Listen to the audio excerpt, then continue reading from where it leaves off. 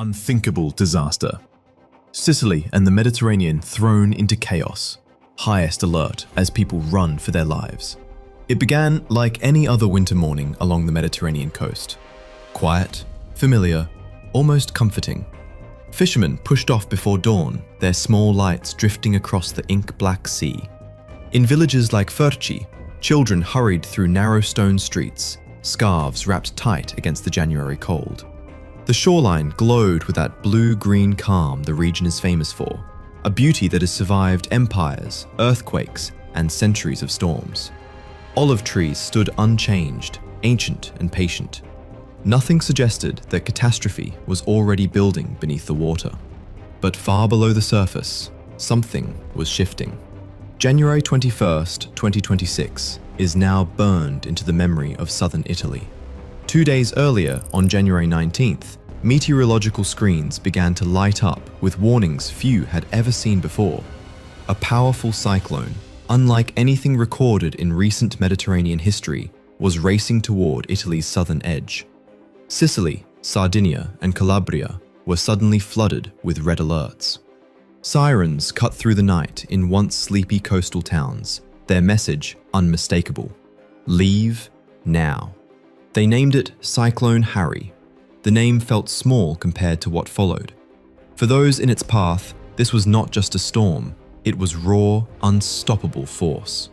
Winds screamed through mountain passes, tearing at centuries-old buildings. Waves towered above fishing boats, smashing harbors that had sheltered generations. Windows shattered, doors ripped from their hinges, and sleep vanished entirely. There was a shared, instinctive understanding in the air. Something fundamental was breaking. Then came the aftermath. As the cyclone tore across the sea, chaos unfolded on multiple fronts. An estimated 380 people are believed to have drowned while attempting dangerous crossings, caught directly in the storm's violence. Along Sicily's coast, the land itself gave way. Nearly 4 kilometers, about 2.5 miles, of cliffside collapsed into the sea, dragging soil, roads, and parts of neighborhoods down with it. Streets turned into torrents of debris. Homes stood half suspended, their foundations simply gone. The Mediterranean, long seen as a cradle of civilization, had turned hostile. How could a storm intensify so suddenly in waters once considered relatively calm? And more troubling still, was this a once-in-a-lifetime catastrophe, or the first warning of a darker era now unfolding across southern Europe? Cyclone rage unleashed. Winds turn against the people. Fear spreads across Sicily and Sardinia. The first sign that something was terribly wrong was not the crash of waves or the tearing of roofs, but silence. A sudden, unnatural stillness settled over Sicily and Sardinia, the kind locals instinctively fear. As January 19th broke, the Mediterranean sky darkened into a heavy, bruised grey. Birds vanished from the air. Streets felt hollow. Alerts buzzed on phones, radios crackled with urgent updates, yet even then, the scale of what was coming was impossible to grasp. When Cyclone Harry arrived, it did not announce itself gently. The wind struck with brutal precision, slamming into coastlines and turning familiar streets into danger zones. Gusts roared through harbors, lifting cars as if they weighed nothing and hurling them across asphalt. Boats tore free from their moorings, smashing into piers in explosions of splintered wood and twisted metal. The wind no longer felt like weather, it felt alive. Across Sicily, nothing escaped its reach. Windows burst outward, roof tiles peeled away in sheets. Young trees were ripped from the ground and thrown against ancient stone walls, breaking apart yards and gardens in seconds. The island seemed to howl as one, a deep, relentless sound that carried through valleys and over hills, reshaping the land with every passing gust. In Sardinia, centuries-old stone homes groaned under the pressure. Doors buckled. Olive trees that had stood for generations snapped and fell into abandoned fields. Salt spray driven by the wind swept far inland, coating villages and crops in a bitter film. In Calabria, hail followed, pummeling the ground, denting cars, and cracking weathered gravestones in cemeteries that had watched over the dead for hundreds of years. Yet the wind was only the opening act. Beyond the horizon, far out at sea, its force was doing something far more dangerous. Water was being pushed, gathered, and lifted, forming a massive storm surge, a wall of sea driven relentlessly toward the Sicilian coast. When even the air itself becomes a weapon, what chance does anyone have of standing in its path? The deluge begins. The sea pushes inland. Roads vanish without warning. As Cyclone Harry tightened its grip, the Mediterranean began to behave in ways few believed possible. The sea surged forward with such force that it erased the old boundary between land and water. Storm surges have long haunted Mediterranean history, but when was the last time anyone living had truly seen one like this? Warnings had been issued, yes, but how do you prepare for the ocean itself moving into your streets? Relentless winds lifted the sea and drove it inland, meter by meter. Roads once thought safely above the tide were swallowed. Asphalt cracked, lanes collapsed, and familiar routes dissolved into churning water. Highways turned into rivers in minutes. Drivers abandoned vehicles, others were trapped.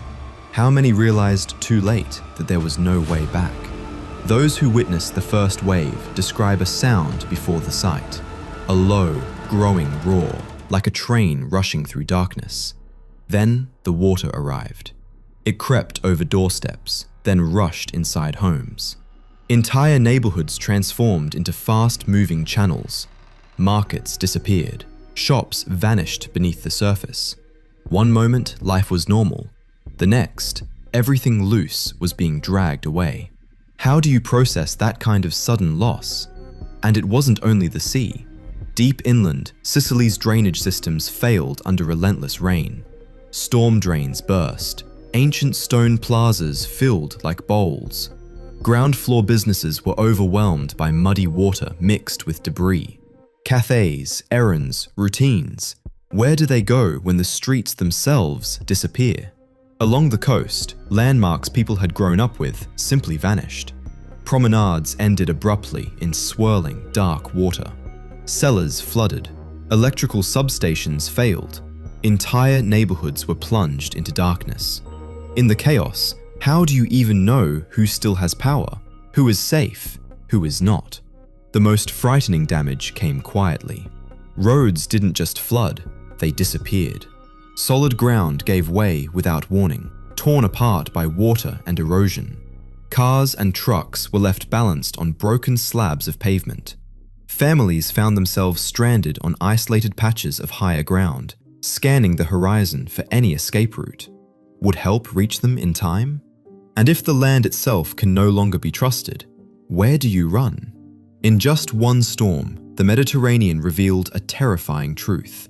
The sea that has fed generations can also turn against them. When the water rises and the ground collapses, what is left to hold onto? Cliffs collapse. The ground begins to fail.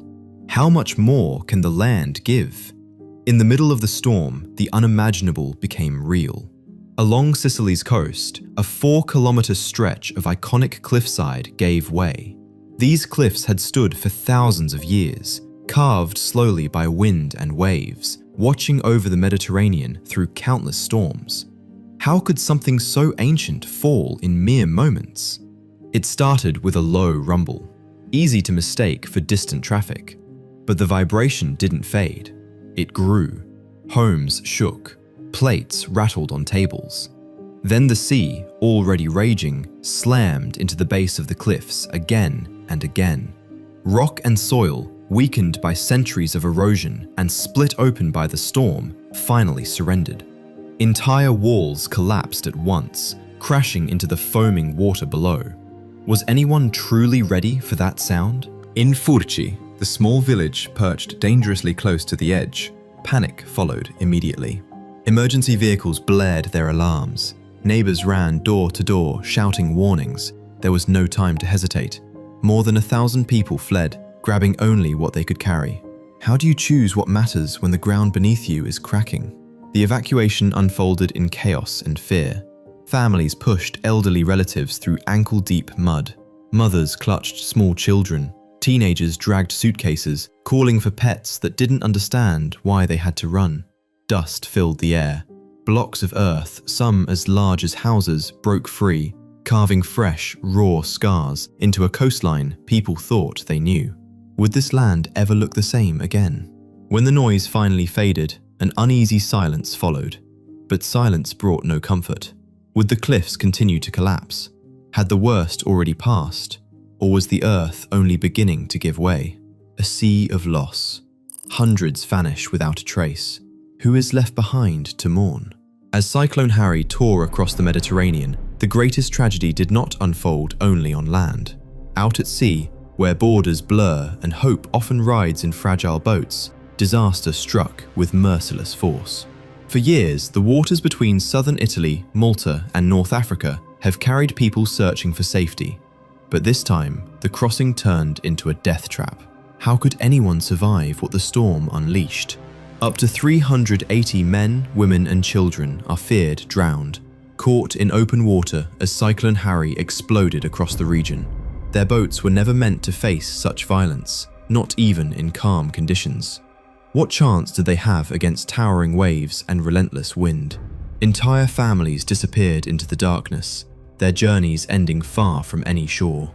Survivors and rescuers described a scene beyond words. Sky and sea merged into a single bruised mass. Each wave threatened to overturn what little remained afloat. Cries for help were torn away by the wind before they could reach anyone. Rescue teams pushed forward despite raging currents and blinding rain. But how do you save people when the sea refuses to release them? Too often, they found only fragments: a soaked life jacket, an overturned hull, silence. Along the harbours of Sicily and Calabria, grief settled heavily. Families stood on the piers, staring toward the horizon, waiting for boats that never arrived. Candles flickered beside photographs of the missing. In moments like these, what difference do borders or backgrounds make? Strangers embraced. Volunteers handed out blankets, dry clothes, and food to those who had lost everything. Yet even in the depths of loss, communities refused to collapse. Schools and churches became shelters. Neighbours organised themselves without being asked. Doors opened to people who had been strangers only hours before. When the sea takes so much, what else can people do but hold on to one another? Still, each new day brought more painful questions. Will those lost at sea ever be found? Can anyone safely make the crossing again? Or has the Mediterranean, once a path to hope, become impossible to cross at all? What appeared on street cameras in Sicily's coastal towns barely felt real. Sirens echoed through the night as water forced its way into homes and streets, turning familiar neighborhoods into scenes of chaos within hours. Fear spread as quickly as the floodwaters. Families struggled through waist-deep water, searching for higher ground. Elderly residents were guided from homes they had lived in for decades, leaning on relatives and emergency workers for support. In several communities, police and civil protection teams ordered full evacuations, urging people to leave while the storm showed no sign of easing. Escaping was anything but simple. Roads collapsed or vanished under debris and mud, leaving many with no choice but to flee on foot. Parents carried children, neighbours clutched pets. Most left with nothing beyond what they could hold. Along the way, small acts of kindness stood out. Someone lifting a toddler over a damaged fence, an officer wading back and forth through flooded streets to bring residents to temporary shelters. In Furci alone, more than 1,000 people were forced from their homes after part of a cliff gave way. Churches, schools, and sports halls became emergency shelters. Some families were reunited there. Others waited anxiously for word from loved ones. Volunteers navigated landslide-blocked roads to deliver food and clothing. Across the region, civil protection crews worked without pause, supported by residents helping however they could. Amid the destruction, moments of quiet courage remained. A grandmother refusing to leave without her cat. A police officer calmly guiding evacuees through dark, freezing water. Children carrying their family dog to safety. These small acts revealed the resilience that emerged when everything else fell apart. As the storm continued to batter the coast, one question lingered everywhere. When would it finally end? And when would it be safe to go home? When Cyclone Harry finally moved back out to sea, the Mediterranean coastline it left behind was no longer the same. By morning, those who had survived stepped outside to a landscape that felt both familiar and deeply altered. Beaches that once drew locals and visitors alike were stripped bare or buried under rock, debris, and broken timber. Harbors lay in pieces. Fishing boats were damaged beyond repair or gone entirely. Footpaths along the cliffs simply ended, cut away by the storm and replaced by open air and exposed stone where solid ground had been only days before. Rescue teams moved carefully through the wreckage, tending to the injured and searching for those still unaccounted for. The scale of the loss was hard to grasp. Hundreds were feared lost at sea. Thousands no longer had homes to return to. Entire stretches of coastline were barely recognizable. The quiet rhythms of daily life, morning coffee, opening shops, the sound of waves, were replaced by helicopters overhead and generators humming through the silence. What was lost went far beyond buildings. Olive trees that had stood for generations were torn from the soil, reminders that history offers no protection against extreme force. Exhaustion and fear settled in as people began asking what came next, and whether life could ever return to what it had been. Still, signs of resilience appeared. On the edges of towns like Furci, families gathered together, sharing food and stories, checking in on one another. Builders worked late into the night, fixing what could be salvaged. Clergy and councillors offered comfort. Neighbours knocked on doors, asked simple questions, and made quiet plans for the days ahead. So much had vanished in a matter of hours. Whether the coastline could be restored, or whether the damage would linger for decades, remained uncertain. After the storm, a heavy stillness settled over Sicily, Sardinia, and Calabria. People began taking stock of what had changed and what had been lost, often without words. Small gestures, sharing supplies, helping with cleanup, standing together at memorials, spoke louder than speeches ever could. Questions followed quickly. Were the warnings enough? Could the damage have been reduced? Were risks underestimated? For many, clear answers were hard to find, and the uncertainty only deepened the sense of loss. The damage was not only physical. Fishermen who lost their boats lost their livelihoods. Children learned, far too early, that even places meant to feel safe can turn dangerous. Older residents, many of whom had lived through earthquakes, eruptions, and past storms, felt once again the reminder that nature can give and take without warning. Yet alongside grief, determination began to grow. Communities organized themselves. Work was shared. Supplies were divided. Comfort was offered freely. Conversations shifted from survival to rebuilding, not just restoring what had been, but finding ways to protect lives in the future. What became clear was this: resilience is not measured by concrete and walls alone, but by people's willingness to keep going together. No one could say when the next storm might come, or whether the land would ever feel completely secure again.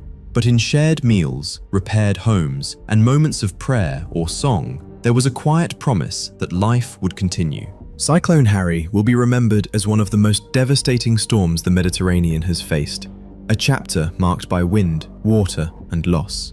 But it will also be remembered for something else: the resolve to rebuild, the instinct to help one another, and the strength shown in the face of uncertainty. The coastline may bear scars for years to come, but so long as its people remain willing to stand together, the story of this disaster will not be defined by destruction alone, but by endurance, compassion, and the refusal to be swept away.